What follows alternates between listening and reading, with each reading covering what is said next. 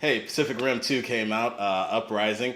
I really wanted to see it. I've been waiting 5 years for this film. I really wanted to see how John Boyega would stack up against Idris Elba, which is a great actor. So I finally stepped out, went and watched it, and here's what I thought. Now I'm gonna give you a quick review of Pacific Rim 2, Uprising, here on Movies in a Nutshell.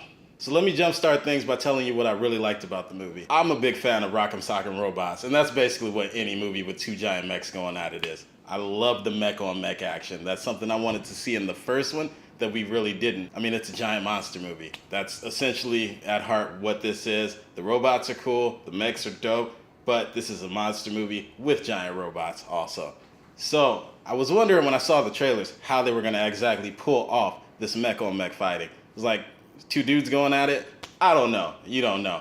But turns out that was how they implemented the Kaiju mech hybrids, which I thought was really good. So apparently how you get a Kaiju Jaeger fusion, take a Kaiju brain, you take a Jaeger, sex them together, and you get the Kaiju Jaeger, which was an excellent part of the movie. They were way more vicious than any Jaeger or Kaiju standalones. One of the things that disappointed me the most about the movie were the obvious action adventure tropes. The first trope that I caught was classic anti-hero turned hero by the end of the movie.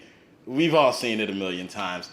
Person comes in, they don't want to follow in someone's footsteps, they end up being the exact right person to save the world. Another movie trope that I caught was the introduction of a tiny sidekick, female character, which I got no problem with. But, you know, you put her in early in the movie, you gotta wonder what she's there for. You know, she's gonna help save the world somehow. Another trope that I just absolutely hated, the misdirection. They're bringing an icy cold character, and it turns out it was somebody not icy cold, but kind of a douche. The biggest one to me was the movie trope where a character foreshadows their own death. They talk about it, you know it's gonna happen, you kind of want it to happen, and when it does, you're like, he deserved it.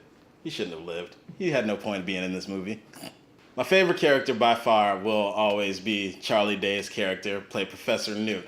Every time I see Charlie, I can't help think It's Always Sunny in Philadelphia. So it's funny to watch him, fun and funny to watch him try to tackle on a role that is outside of his comfort range. Professor Newt plays an intolerable, kind of insufferable douche, but you root for him because he's likable, because it's Charlie. But at the same time, he turns out to be the one that's kind of fucking things up.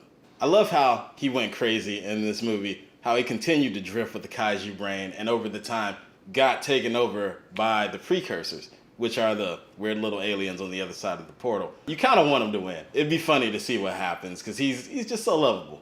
Our main character, John Boyega, plays Jake Pentecost.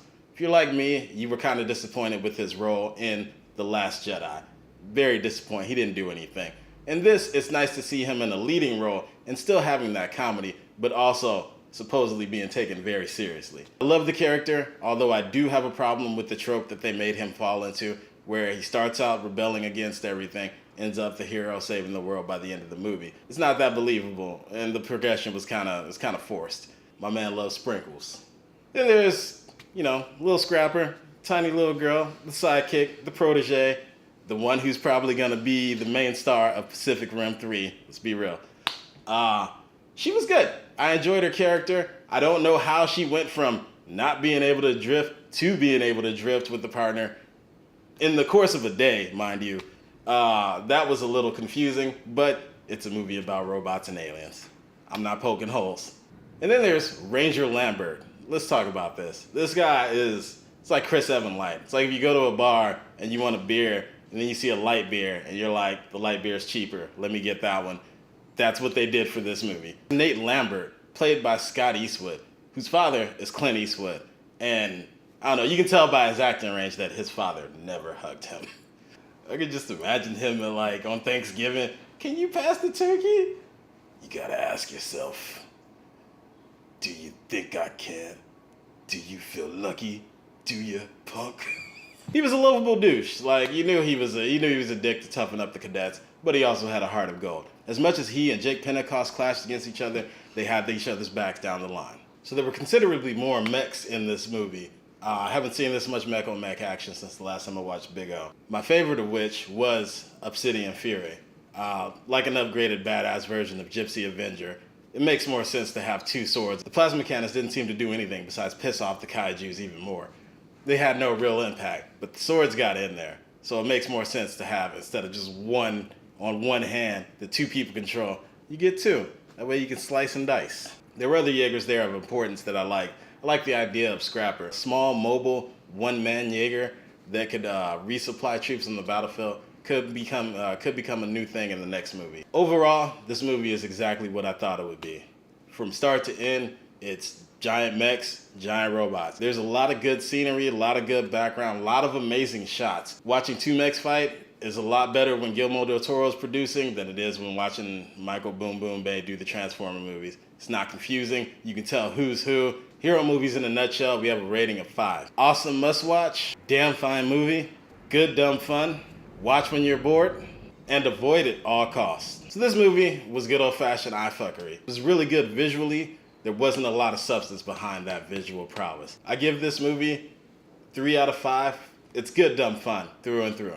Do you agree with my rating? What would you guys give it? Hit the info button in the top right corner of this video and cast your vote on the poll there. Let me hear from you guys. What is your favorite kaiju movie? Let me know in the comments down below. If you love this video and love what we're trying to do here, support us by hitting that like button. If you're new, make sure to hit the subscribe button and ring that bell so you can get notifications for our next video. Next week, Art will be back and he'll be doing a review of Ready Player One. I'm KB. I'll see you guys later.